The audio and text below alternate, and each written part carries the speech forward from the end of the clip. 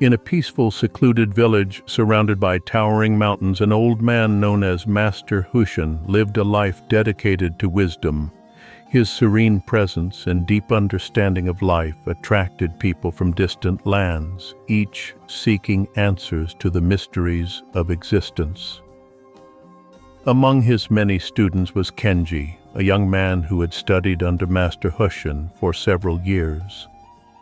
Despite his progress in learning patience, discipline, and mindfulness, Kenji felt something was missing. The teachings seemed incomplete, like an unsolved puzzle. His mind, once calm, now buzzed with doubts. Could he truly understand the teachings of his master, or was there something more to be discovered?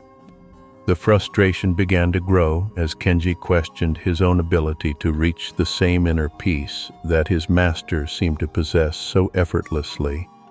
Kenji spent sleepless nights trying to quiet his restless mind. No matter how much he meditated or practiced the teachings of his master, the feeling of emptiness lingered. He wandered through the village one evening, his thoughts clouded with frustration.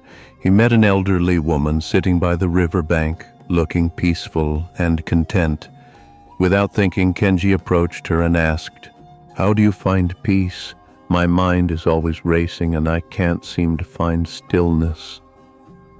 The woman looked up at him with a gentle smile, as if she had known this moment would come. She motioned for him to sit beside her, and as he did, she began to speak in soft tones.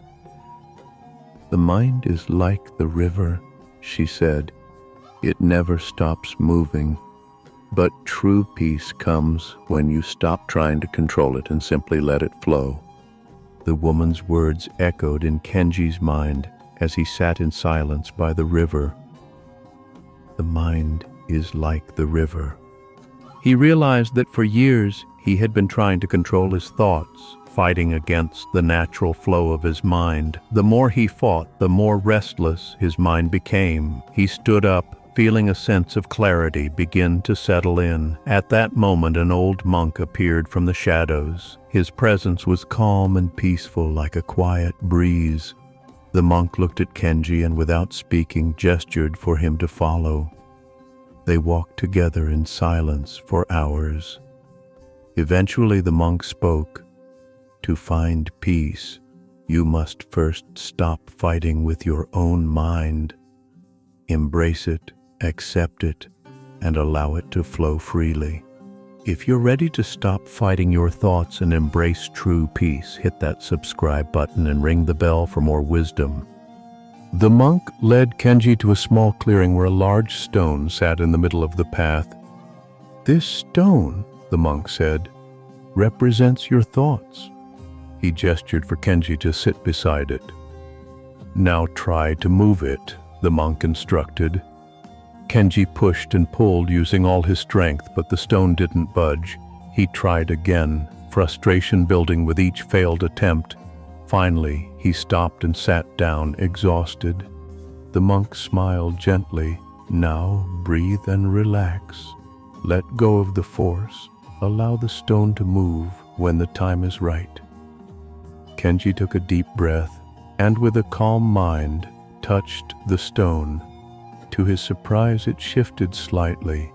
The more relaxed he became, the easier it was to move the stone. He realized that, like the stone, his thoughts would move more freely when he stopped forcing them. As Kenji touched the stone again, he began to understand the monk's lesson. The more he let go of his forceful thoughts and relaxed, the more the stone moved. It wasn't about trying harder. It was about letting things happen naturally. Just like the stone, his mind could move freely, but only if he stopped trying to control every thought. He stood up and looked at the monk with newfound clarity. "I see now," Kenji said. "It's not about forcing my mind to be still. It's about allowing it to flow." The monk nodded, his eyes sparkling with approval. "Exactly. The mind, like the river, will always move. Your only task is to stop fighting it and allow the flow to guide you." Kenji felt a sense of peace wash over him. For the first time he realized that true peace comes from acceptance, not control. The monk smiled as he watched Kenji's realization unfold. "Now that you understand, try once more," the monk said. "But this time remember what you have learned. Let go of the force and simply allow the stone to move." Kenji stood before the stone again, this time with a calm mind. He closed his eyes, took a deep breath, and focused on the stillness within. Instead of pushing, he gently placed his hands on the stone, allowing the flow of energy to guide his movements. To his amazement, the stone shifted more easily than before. It wasn't that the stone was lighter, but Kenji had finally stopped fighting against it. He had let go of the struggle, and in doing so, the stone moved with ease. Kenji realized that the mind too could be like this. When you stop forcing it, it flows naturally. As the sun began to set, casting long shadows over the path, Kenji stood still, reflecting on what he had learned. He felt an overwhelming sense of peace, something he had been searching for all these years. The monk turned to him and said, "Kenji, you have now discovered the secret. The mind, like the stone, does not need to be controlled. It only needs to be allowed to flow. Your thoughts are not the enemy, but the force you use to control them is." Kenji understood now. The struggle had always been with his own resistance. He didn't need to fight his thoughts. He needed to accept them as they were. In that moment, Kenji realized that true peace came from acceptance and letting go, not from control. He smiled and bowed deeply to the monk, grateful for the lesson that would guide him for the rest of his life. Kenji stood at the edge of the river, watching the water flow peacefully, no longer trying to control it. The thoughts that had once caused him so much turmoil now seemed to pass through him effortlessly. He realized that true peace was not something to be chased or forced, but something to be embraced and allowed. As he reflected on the lessons of the day, the monk's final words echoed in his mind. "The mind is like the river, ever flowing and never stopping. The only thing that prevents you from finding peace is your resistance to it." Kenji turned to the monk one last time, gratitude in his heart. "I understand now," he said, "but why do we resist peace in the first place?"